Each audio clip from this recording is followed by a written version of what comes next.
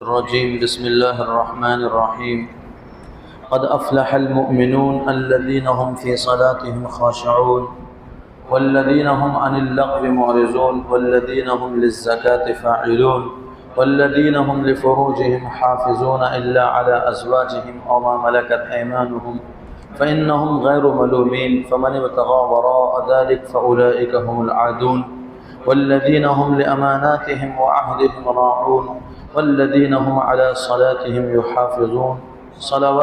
يحافظون أولئك هم الوارثون الذين يرثون الفردوس هم فيها خالدون صدق الله العظيم. درود پڑھیں.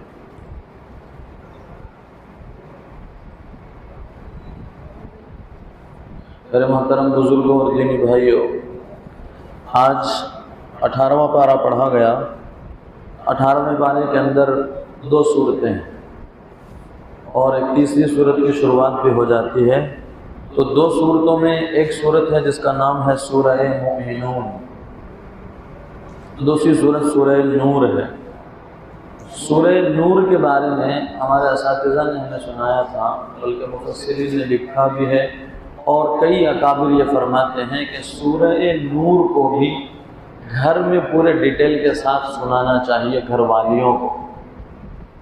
گھر میں جو عورتیں ہیں یا مرد ہیں ان سب کو سورہ نور پڑھ کر سنانا چاہیے. جو قرآن کا میننگ لکھا ہے، مطلب لکھا ہے، وہ سنانا چاہیے.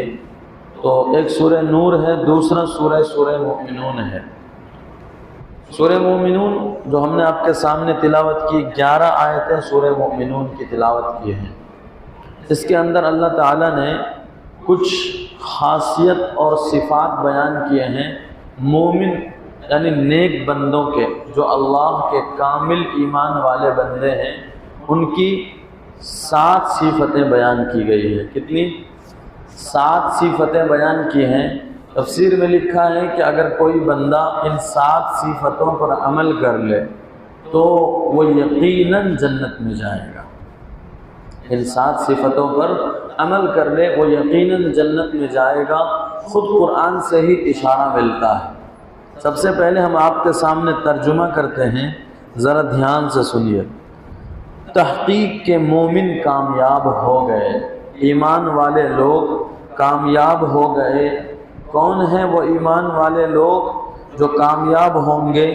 الذین هم فی صلاتهم خاشعون. پہلی صفت ان کی یہ ہے، ان کے اندر پہلا وصف یہ ہے کہ وہ نماز میں خشوع کرنے والے ہیں. دوسری صفت والذین هم عن اللغو معرضون، بیکار کی چیزوں سے بچنے والے ہیں. تیسری صفت والذین هم للزکاة فاعلون، وہ لوگ زکوٰۃ ادا کرنے والے ہیں، یا دوسرا ترجمہ وہ لوگ اپنے اخلاق کو اچھے کرنے والے ہیں. تیسری صفت اور چوتھی صفت والذین هم لفروجهم حافظون الا علی ازواجهم، کہ وہ لوگ اپنی شرمگاہوں کی پرائیویٹ پارٹس کی حفاظت کرنے والے ہیں، ہاں مگر بیویوں سے اور باندیوں سے، کہ ان میں وہ لوگ ملامت زدہ نہیں ہیں. جو لوگ ان کے علاوہ راستہ تلاش کرتے ہیں بے شک وہ لوگ حد سے بڑھنے والے ہیں. تو چوتھی صفت. پانچویں وہ لوگ امانت کو ادا کرنے والے ہیں. چھٹی صفت وہ لوگ وعدہ پورا کرنے والے ہیں. اور 7ویں صفت وہ لوگ اپنی نمازوں کی پابندی کرنے والے ہیں. تو یہ 7 صفات بیان کیے گئے ہیں مومنین کے، جو مخلص ہیں، اللہ کے نیک بندے ہیں. ان پر ہم نے آپ کے سامنے اس لیے اس کی تلاوت کی ہے کہ ہمیں ان صفات کو اپنے اندر لانا چاہیے. پہلی صفت، ایک تو شروعات ہی کی مومنین سے، تو پہلی چیز آ گئی کہ ایمان ہونا چاہیے. اگر ایمان ہے اور اس کے بعد وہ 7 صفات ہیں تو کامیاب ہیں. ایمان ہی نہیں ہے، اس کے علاوہ 7 صفات ہیں کہ وہ لوگ پوجا بھی کرتے ہیں اور بہت خشوع کے ساتھ پوجا کرتے ہیں. صلاۃ معنی نماز، عبادت، وہ لوگ عبادت کرتے ہیں تو لیکن عبادت اللہ کی نہیں ہے کیونکہ مومن نہیں ہے. اسی طرح سے وہ لوگ بیکار کام سے بھی بچتے ہیں، وغیرہ وغیرہ جو بھی صفات بیان کیے گئے سب ہیں.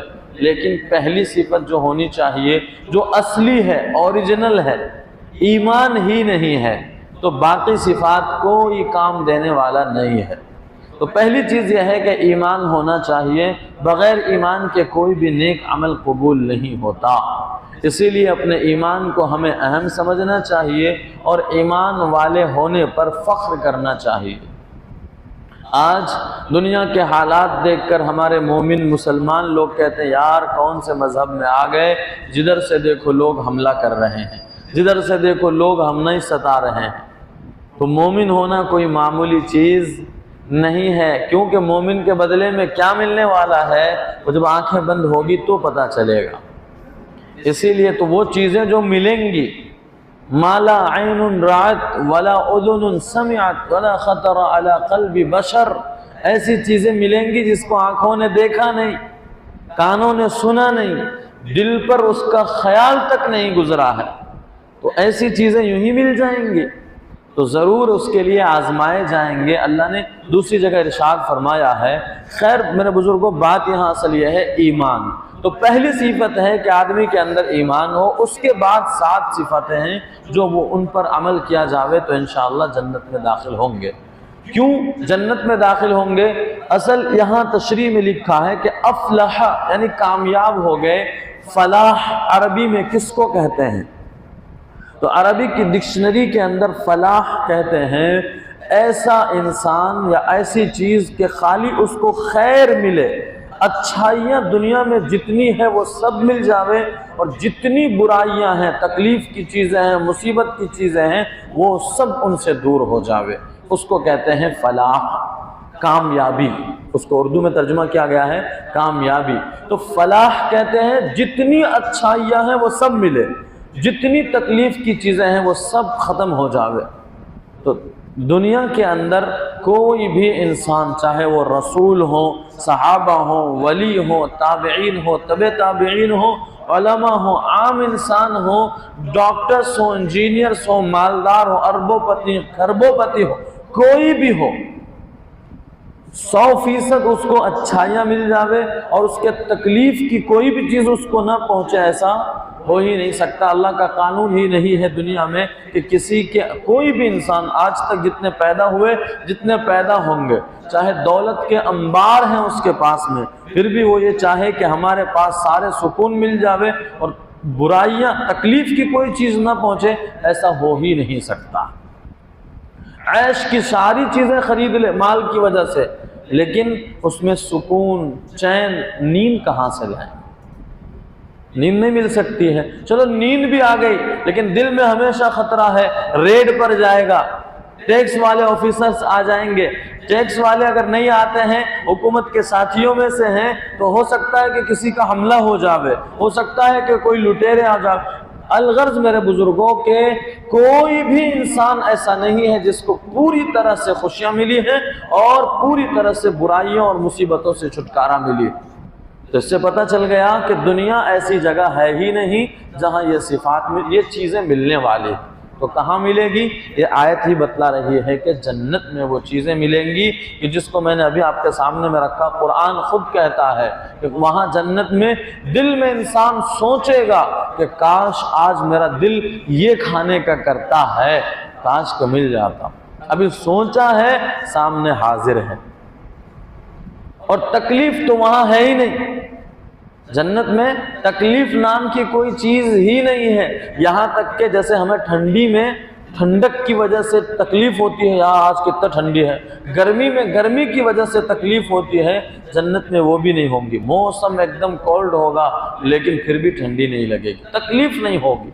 خوبصورت گرمی کا موسم بھی ہوگا لیکن پھر بھی گرمی کا احساس نہیں ہوگا، تکلیف نہیں ہوگی۔ اس کے علاوہ جنت میں کیا کیا ہے انشاءاللہ سورہ رحمان آنے دیجئے، اس دن ہم آپ کے سامنے پوری جنت کو بیان کریں گے انشاءاللہ۔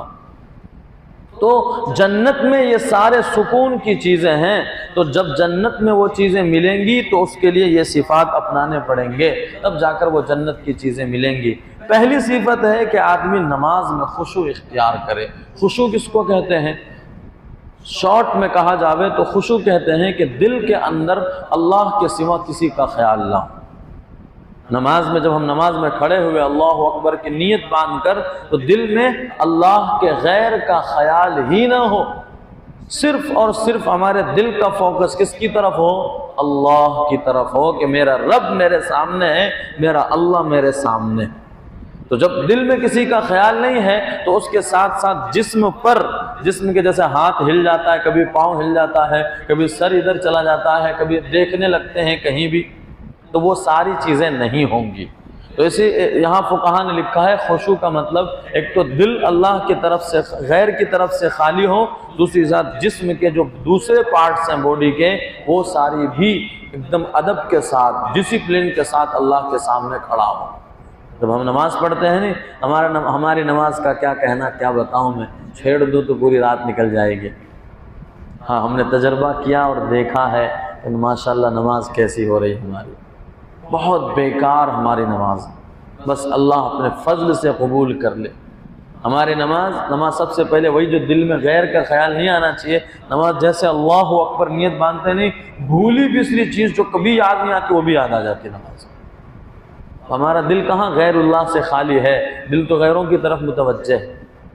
جو کام ہم بھول گئے تھے پوری طرح سے، 1 مہینہ پہلے وہ کام کر لینا تھا، نہیں ہوا ہے، وہ نماز میں خیال آتا ہے۔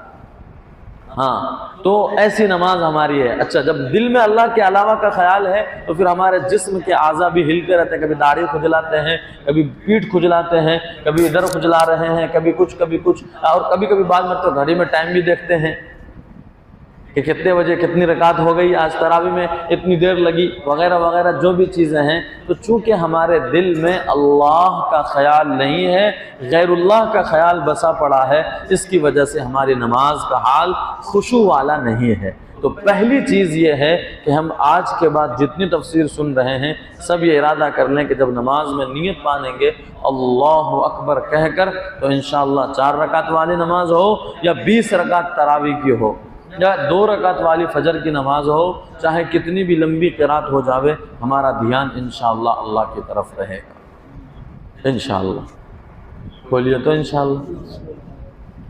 اچھا خیال اگر آ جاوے غیروں کا تو کیا کرنا چاہیے؟ تو فوراً خیال کو کٹ کرنا چاہیے اور دماغ اپنی طرف لانا چاہیے کہ میں نماز میں ہوں۔ یہ ہے اس کا علاج۔ جائے گا، دل جائے گا ہی، یہ نفس جو ہے اور شیطان جو ہے ہمیں بھٹکاتا ہے نماز کے ٹائم میں، تو وہ جائے گا ہی اس دوسری طرف خیال، لیکن ہمیں فوراً اپنے دماغ کو حاضر کرنا ہے کہ نہیں میں تو نماز میں ہوں، میرے سامنے اللہ ہے، میں اللہ کے سامنے اللہ سے بات کر رہا ہوں، انشاءاللہ فائدہ ہوگا اس سے۔ تو پہلی چیز ہے نماز میں خشوع ہو۔ دوسری چیز یہ ہے کہ بیکار کی چیزوں سے ہم بچیں۔ بیکار کے لغو کس کو کہتے ہیں؟ لغو کہتے ہیں جس کے اندر نہ دنیا کا فائدہ ہو نہ آخرت کا فائدہ ہو۔ ایسا کام جس میں نہ دنیا کا فائدہ ہو نہ آخرت کا فائدہ ہو، اس کو لغو کام کہتے ہیں۔ تو اس سے پتہ چلا کہ چلو آخرت کا فائدہ نہیں ہے، کوئی کام دنیا کا ہے، دنیا کا فائدہ ہے، تو اس سے بچنا چاہیے کہ نہیں؟ تو لکھا ہے کہ اس سے بھی بچنا پسندیدہ ہے نا۔ اتنا وقت ہے، کل قیامت کے دن ایک ایک وقت کا حساب دینا پڑے گا، ایک ایک وقت کا حساب دینا پڑے گا کہ وقت کہاں گنوایا تھا۔ کیا جواب دیں گے IPL دیکھنے میں؟ اللہ کہیں گے جاؤ انہیں کے ساتھ چلے جاؤ، تو کیا ہوگا اس وقت، ہے نہیں؟ تو اس کی وجہ سے کل سے مت بیٹھنے کے لیے چھوڑیے گا، بیٹھیے گا ضرور انشاءاللہ، فائدہ ہوگا۔ تو یہ باتیں اس لیے کہی جا رہی ہیں کہ ہمارے دوسرے بھی کام ہیں دنیا میں، بہت سارے کام ہیں۔ نوجوانوں کو دیکھیے کہاں ادھر ادھر اندھیرے میں گنجی کھانے میں جا کے بیٹھے رہتے ہیں، اندھیرے میں ادھر ادھر بیٹھے رہتے ہیں، بیچارے بیوی والے ہیں، بیوی انتظار میں رہتی ہے، بیوی کا حق ادا کرنا چاہیے، وہاں جانا چاہیے، نہیں جا رہے ہیں۔ ماں باپ ہیں، اگر شادی شدہ نہیں ہے، ماں باپ انتظار کر رہے ہیں کہ میرا بیٹا اب تک کھایا نہیں ہے، کب آئے گا، ماں باپ کو ستا رہے ہیں۔ تو خیر لغو چیزوں سے بچنا چاہیے۔ اسی طرح سے ہم چوک چوراہوں پر بیٹھ جاتے ہیں، باتیں کرتے رہتے ہیں، اس سے بھی بچنا چاہیے۔ دوسرے جو بھی لغو آپ کے دل میں لگتا ہے کہ اس کا کوئی فائدہ ہے ہی نہیں، شریعت سے بھی نہ اس کا کوئی ثواب ملنے والا ہے نہ دنیا کا اس میں کوئی فائدہ ہے، تو ایسی چیزوں سے دور رہنا چاہیے۔ یہ مسلمان کی دوسری صفت ہے۔ تیسری صفت یہ ہے کہ زکوٰۃ ادا کرنا چاہیے۔ اگر اللہ نے دولت دی ہے تو زکوٰۃ ادا کرنا چاہیے، یا دوسرا معنی اس کا لیا گیا ہے کہ اپنے اخلاق اچھے کرنے چاہیے، اپنے اخلاق کو خوبصورت بنانا چاہیے۔ بڑوں سے کیسے بات کرنا، چھوٹوں سے کیسے بات کرنا، بیٹے ہیں بیٹیاں ہیں ان کے ساتھ کیسے رہنا، اور اسی طرح سے اپنے بڑے ہیں جیسے کہ مثال کے طور پر امیر صاحب ہیں، یا گاؤں کے سماج کے سرپنچ ہیں، یا اسی طرح سے علماء کرام ہیں، حفاظ کرام ہیں، طلبہ ہیں، اسٹوڈنٹس ہیں، اپنے پڑھنے والے اپنے پاس جو اسٹوڈنٹس ہیں ان سب کے ساتھ کیسے رہنا چاہیے۔ ایک اچھا اخلاق اس کو اپنانا چاہیے۔ تو یہ تیسری صفت ہو گئی۔ چوتھی صفت ہے اپنے شرمگاہوں کی حفاظت کرنی چاہیے۔ سیدھی سی بات ہے، صاف صاف قرآن نے لکھا ہے، جب ان اللہ لا یستحیی، اللہ نہیں شرماتے ہیں، تو بیان کرنے والوں کو شرمانے کی ضرورت نہیں ہے۔ اللہ نے صاف بیان کیا ہے اپنے پرائیویٹ پارٹس کی حفاظت کی جاوے۔ اب یہاں پر بہت تفصیل لکھی ہے، اس میں سب سے بڑی چیز ہے بدکاری، غلط کام، جو گندے کام ہو رہے ہیں آج ہمارے مسلمان بیٹیاں ہیں یا بیٹے ہیں، بہت سارے ہیں جن کے دل میں بالکل اللہ کا ڈر اور خوف نہیں ہے، زنا کاری میں مبتلا ہیں۔ وہ اسکول پڑھنے جا رہے ہیں، ماں باپ تو سوچتے ہیں پڑھنے جا رہے ہیں، لیکن وہاں بہت سارے پکڑے جا رہے ہیں۔ ہوٹلوں کے اندر جو آپ دیکھتے ہوں گے ویڈیو، مسلمان بیٹیاں، وہ ہوٹل کا نام ہے میں نہیں بولتا یہاں پر، تو اس ہوٹل میں وہی سب کام ہوتا ہے، وہاں مسلمان برقعے والی پکڑی جا رہی ہیں، اور مسلمان لڑکے جا رہے ہیں غلط غلط جگہوں پر گندے کام کرنے کے لیے۔ تو اللہ تعالیٰ کہتے ہیں یہ مسلمانوں کے کام نہیں ہے۔ اور حدیث میں تو یہ ہے کہ جب انسان زنا کرتا ہے اس کے دل سے ایمان ہی نکل جاتا ہے، ایمان نکل جاتا ہے، ایمان والا ہی نہیں رہتا وہ جب زنا کر لیتا ہے۔ تو اس لیے زنا کاری سے بچنا چاہیے، چاہے عورت ہو یا مرد ہو۔ اپنی بچیوں کو نصیحت کیجیے، اپنے چھوٹے بھائیوں کو نصیحت کیجیے، خود بھی اس پر عمل کیجیے۔ اسی آگے سورہ نور ہے، سورہ نور کے بھی اللہ نے صاف صاف ارشاد فرمایا ہے، فرمایا اللہ نے قل للمؤمنین یغضوا من ابصارہم، اے نبی جی آپ مومنوں سے کہیے کہ اپنی نگاہوں کو بچا کر رکھیں، کیونکہ زنا کی شروعات نگاہوں سے ہوتی ہے۔ آنکھوں سے آنکھیں ملیں گی، پھر اس کے بعد محبت بڑھیں گی، پھر اس کے بعد غلط راستے پر جائیں گے۔ تو میرے رب نے سب سے پہلا راستہ ہی بند کروا دیا۔ یہ میرے رب کی قدرت ہے اور میرے رب کی حکمت ہے، اس کی حکمت کو کون جان سکتا ہے؟ تو اللہ نے صاف صاف بیان کر دیا، وَلَا تَقْرَبُوا الزِّنَا، زنا کے قریب مت جاؤ، زنا کرو نہیں، زنا کے قریب مت جاؤ، مطلب ایسی چیزیں ہی نہ اپناؤ کہ تم سے ایسا نہ ہو جاوے کہ غلط کام ہو جاوے، تو اس سے ہی دور رہو، غیر محرموں سے دور رہیں۔ غیر محرم شادی ہوتی ہیں ہمارے یہاں، شادیوں کے اندر بے محابہ مرد عورت آپس میں بیٹھ رہے ہیں، باتیں کر رہے ہیں، میں نے تو دیکھا کہ ہاتھ ملا رہے ہیں۔ شرم آنی چاہیے مسلمانوں کو، غیر محرم سے ہاتھ ملانا حرام ہے۔ اتنی بڑی بڑی داڑیاں ہیں اور بڑے اللہ والے سمجھے جاتے ہیں، چاہے رشتہ داروں، پھپھو کی بیٹی کیوں نہیں، خالہ کی بیٹی کیوں نہیں، وہ حرام ہے، غیر محرم ہے وہ۔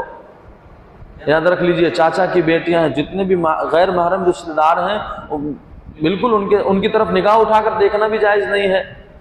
ہم چونکہ وتھ فیملی رہتے ہیں تو کبھی بیٹھ کر بات چیت کر لیتے ہیں، بات الگ ہے، لیکن اس کی بھی وہاں بھی وتھ فیملی میں رہنے، کیا بولتے ہیں اس کو، جوائنٹ فیملی، جوائنٹ فیملی میں جب ہم رہتے ہیں تو وہاں ہماری چچا کی بیٹیاں، خالہ کی بیٹیاں، ماموں کی بیٹیاں ایسے آتے رہتے ہیں، تو ہم ملاقات کر لیں، بات کر لیں دور سے ہی۔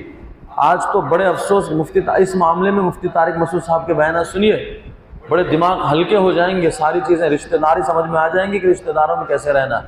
مفتی طارق مسعود صاحب، تو خیر، تو آدمی کو زنا کاری سے دور رہنا چاہیے، اللہ تعالیٰ نے صاف صاف فرمایا۔ یہاں ایک بات اور بھی لکھی ہے جو بولنا ضروری سمجھتا ہوں، وہ یہ ہے کہ ہینڈ پریکٹس، استمنا بالید، ہاتھوں سے خواہش پوری کرنا، یہ بھی ہمارے نوجوانوں میں عام ہے، یہ بھی حرام لکھا ہے، چونکہ صرف دو جگہ اپنی خواہش پوری کرنے کی اجازت دے رہا ہے قرآن، ایک بیوی سے، دوسرا بیوی کے ساتھ، چونکہ پہلے اسلام میں جنگ ہوتی تھی تو باندیاں، غلام کے جو مرد ہوتا تھا اس کو غلام کہتے تھے، اور جو عورت ہوتی تھی اس کو باندی کہتے تھے، تو باندی کے ساتھ بھی خواہش پوری کرنا حلال تھا، اسی طرح سے اپنی بیویوں کے ساتھ۔ تو آج تو باندی نہیں ہے تو بس ایک آپشن بچ گیا، بیوی، اگر بیوی ہے تو خواہش پوری کی جاوے، ورنہ روزے رکھے جاوے۔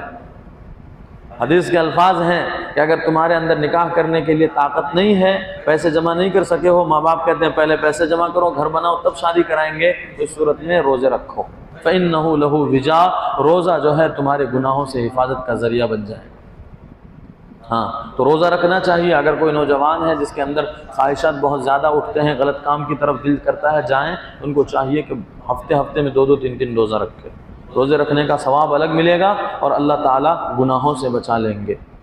جی، تو یہ بات بھی بولنا ضروری تھا، اس لیے بول دیا۔ آپ اپنے ساتھیوں تک بھی یہ بات پہنچائیں، ہمارے مسلمان کے ہر لڑکوں تک یہ بات پہنچے کہ ہاتھوں سے خواہش پوری کرنا یہ حرام ہے، استمنا بالید اس کو کہتے ہیں۔ تو وہ چیز ہو گئی، کتنے صفات ہو گئے؟ نماز میں خشوع کرنا، غلط بیکار کی باتوں سے بچنا، اسی طرح سے زکوٰۃ ادا کرنا اور اپنے شرمگاہوں کی حفاظت کرنا۔ اس کے ساتھ اور ایک صفت ہے امانت ادا کرنا، اس سے پہلے بھی آئی تھی منافقین کے بارے میں کہ جب منافقوں کی نشانی یہ ہے کہ وہ امانت پوری طرح سے ادا نہیں کرتے ہیں، ان کو امانت دیا جاوے تو اس میں چھپا کر رکھ لیتے ہیں۔ امانت میں ایک بات یہ بھی ہے کہ اگر کسی نے ہمیں راز کی بات کہی ہے تو ہم اس کو چھپا کر رکھیں۔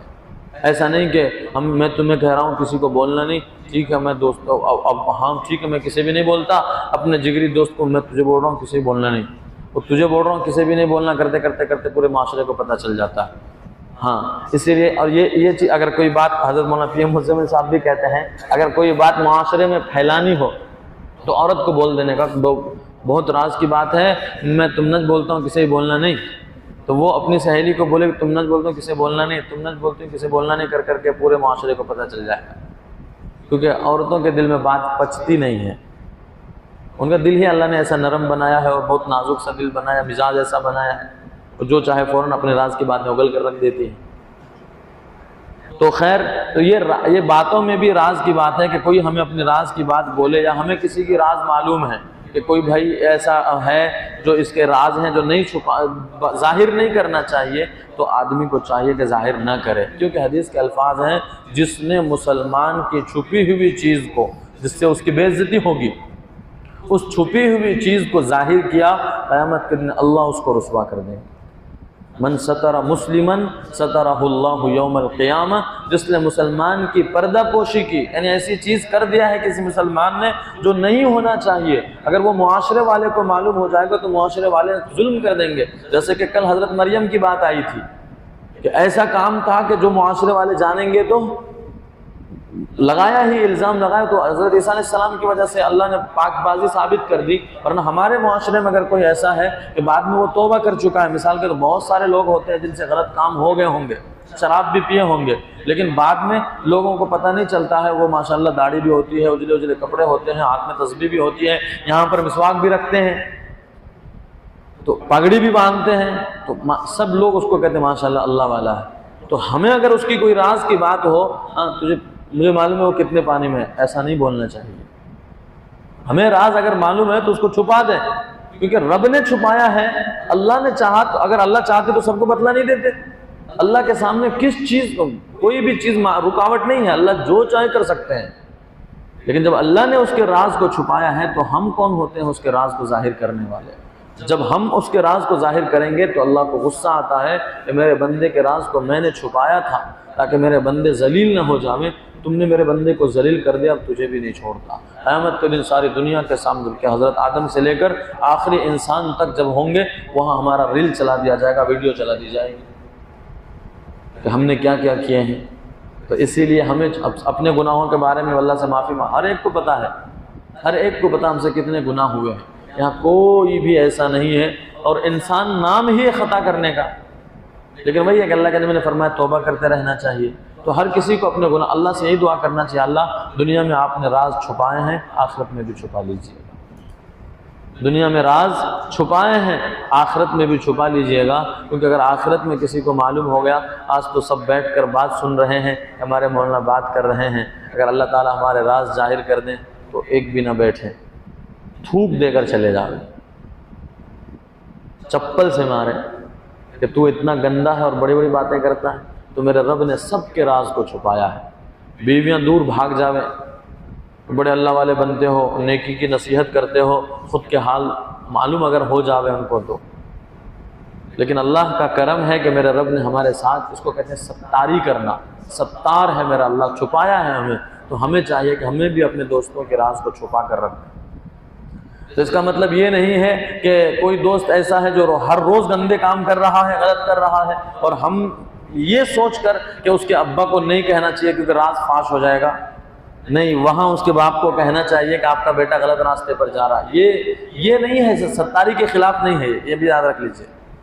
بھئی مثال کے طور پر ایک میرا دوست ہے، وہ غلط کام کی طرف بار بار جا رہا ہے، اب یہ سوچ کر کہ میں نہیں، پردہ پوشی کرنا چاہیے، اللہ کے نبی نے کہا پردہ پوشی کرنا چاہیے، نہیں تو قیامت کے دن اللہ رسوا کر دیں گے، تو جانے تو کر رہا، کرنے تو چھپا کر رکھتے ہیں، ایسا نہیں۔ تو وہاں سب کو نہیں بتلانا ہے کہ یہ آدمی غلط کر رہا ہے، لیکن ان کا جو بڑا ہے ان کو تو کہنا نہیں تاکہ ان کو سدھارے، وہ ہے کہ نہیں؟ ایک اسٹوڈنٹ ہے، اس کا ٹیچر ہے، تو اسٹوڈنٹ غلط کر رہا ہے تو استاد کو کہنا جا کے یہ نہیں کہ وہاں بھی چھپا دیا جائے ورنہ وہ بگڑ جائے گا. کسی کی اولاد ہے وہ غلط کر رہی ہے تو ان کے ابا کو کہنا کہ آپ کے بیٹے غلط جگہ جا رہے ہیں، آپ کی بیٹیاں غلط جگہ جا رہے ہیں، یہ پردہ پوشی نہیں ہے. یہ تو ان کو جرأت بنا رہے ہیں کہ اور بنداس کرتے رہو، تم چھپا کر رکھے ہیں. یہ جو ہے، یہ حدیث جو ہے یہ ہے کہ عام لوگوں میں نہ جا کر کہہ دیا جاوے. عام لوگوں کو کہہ دیا مجھے معلوم ہے یہ آدمی کتنے پانی میں، آج دیکھو تسبیح پڑھ رہا بیٹھ کے اللہ اللہ کر رہا ہے، کل تو بہت کیا کیا کرتا تھا، سب معلوم ہے، تم لوگوں کو کچھ معلوم نہیں. تو عام لوگوں کے دل میں جو اس کی اللہ والے ہونے کی حیثیت سے محبت بیٹھی تھی، ہمارے یہ کہنے کی وجہ سے اس کو ذلیل سمجھے. یہ حدیث کے الفاظ کا مطلب ہے. خیر، تو کسی کے امانت کو بھی خیانت نہیں کرنا چاہیے، امانت کو پوری طرح سے ادا کرنا چاہیے. اور اسی طرح سے یہ ہے کہ چھٹی صفت ہے، وعدہ اگر کیے ہیں تو وعدہ پورا کرنا چاہیے. یہاں بھی یاد رکھ لیجئے، اچھے وعدے کو پورا کرنا چاہیے، غلط وعدہ کو نہیں. میں تیرے ساتھ باسی عید میں پارٹی منانے جاؤں گا، یہ ایک وعدہ کیا. باسی عید کون سی شریعت سے ثابت ہے؟ نہیں ثابت ہے. تو یہ اسلام میں ایک چیز زیادہ کر دیا ہم نے، تو یہ غلط کام پر ہم نے وعدہ کیا ہے. تو یہ ضروری نہیں ہے کہ غلط کام کے وعدوں کو بھی پورا کریں گے. میں تیرے ساتھ بٹ لگاتا ہوں، کیا بولتے ہیں اس کو، جوا کھیلنا، وہ کرتا ہوں، وعدہ کرتا ہوں انشاءاللہ کل آتا ہوں تمہارے ساتھ میں. اچھا انشاءاللہ بھی بولتے ہیں. بعض اللہ والے بیچارے ایسے ہوتے ہیں ایک دم نیک صفت انسان، غلط کام کرنے کے لیے بھی انشاءاللہ بولتے ہیں. کل کسی پر ظلم کرنا ہے، انشاءاللہ کل دیکھتے ہیں. اللہ کبھی غلط کروانا نہیں چاہتے ہیں، تو وہاں انشاءاللہ بولنا بھی نہیں چاہیے ورنہ ڈبل گناہ ہوگا. سب سے پہلے غلط کام کے وعدے ہی نہیں کرنے چاہیے. اگر غلط کام کا وعدہ کر لیا ہے تو اس کو پورا نہیں کرنا چاہیے. یاد رکھیے. بس میرے نبی صلی اللہ علیہ وسلم کے بارے میں ہے، 28ویں پارے میں ہے، میرے نبی علیہ السلام نے وعدہ کر لیا تھا کہ یعنی قسم کھا لی کہ میں شہد نہیں پیوں گا. تو شہد اللہ کی حلال کردہ چیز ہے. اب کیوں قسم کھائی تھی؟ انشاءاللہ جب وہ 28ویں پارے آئیں گے اس میں جب تفسیر آئے گی تو میں اسی پارے پر تفسیر کروں گا آپ کے سامنے میں، یہی صورت پر. وہاں بھی بیویوں اور ایک کسی کی 2 بیویاں ہوں، 4 بیویاں ہوں، اس پر بات ہم آپ کے ساتھ اس دن انشاءاللہ کریں گے. ہمارے نبی کا گھر بھی محفوظ نہیں رہا ہے، وہاں بھی آپس میں سوتنوں میں جھگڑے ہوتے تھے.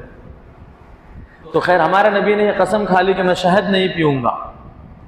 تو اللہ کے نبی علیہ السلام تو اللہ نے حکم دیا کہ آپ نے ایسی قسم کیوں کھا لی، قسم توڑیے. یعنی اللہ قسم مطلب اللہ سے وعدہ. تو اللہ سے جب وعدہ کرتا ہے کوئی تو اس کی سزا ہے. آپس میں ایک دوسرے کا وعدہ کر کے توڑ دینا یہ منافق ہونے کی نشانی ہے. اللہ سے وعدہ کر دینا تو اس کی تو ڈائریکٹ سزا ہے کہ یا تو ڈائریکٹ لگاتار 3 دن کے روزے رکھو، نہیں تو غریبوں کو 10 مسکینوں کو کھانا کھلاؤ، کپڑے پہناؤ. یہ سزا ہے اگر قسم کھا کے توڑ دیا تو خیر، تو امانت بھی پورا ادا کرنا چاہیے. اسی طرح سے وعدہ وفائی کرنا چاہیے. آخری چیز ہے نماز کی حفاظت کرنا چاہیے. نماز کی حفاظت کرنا، کیا مطلب نماز کی حفاظت ہے؟ نماز کو وقت پر ادا کرنا چاہیے، با جماعت ادا کرنا چاہیے. اب یہاں آخری چیز آپ کے سامنے میں کہ شروعات بھی اس آیت کی گئی کہ جو لوگ نماز میں خشوع میں رہتے ہیں، یعنی دل میں اللہ کا خیال رہتا ہے اور پھر نماز اچھے سے ادا کرتے ہیں. آیت کی شروعات بھی ہوئی صفات گنانے کی نماز سے، اور آخر میں بھی ختم کر رہے ہیں کہ نماز وقت پر پڑھتے ہیں. کیوں ایسا؟ تو اس کا جواب یہ ہے کہ اللہ تعالی ہمیں بتلانا چاہتے ہیں ان ساری چیزوں پر عمل تب ہوگا جب تم نماز کی پابندی کرو گے. نماز کی پابندی کرو گے تو تم اپنے آپ ساری برائیوں سے بچ جاؤ گے. وہی قرآن میں اللہ تعالیٰ ایک جگہ فرماتے ہیں ان الصلاۃ تنہی عن الفحشاء والمنکر، نماز ہر برائی کو ختم کر دے. اسی لیے اشارہ کر دیا کہ نماز کی پابندی ہونی چاہیے. اللہ یہ سب صفات ہم سب کو نصیب فرمائے. وآخر دعوانا الحمدللہ.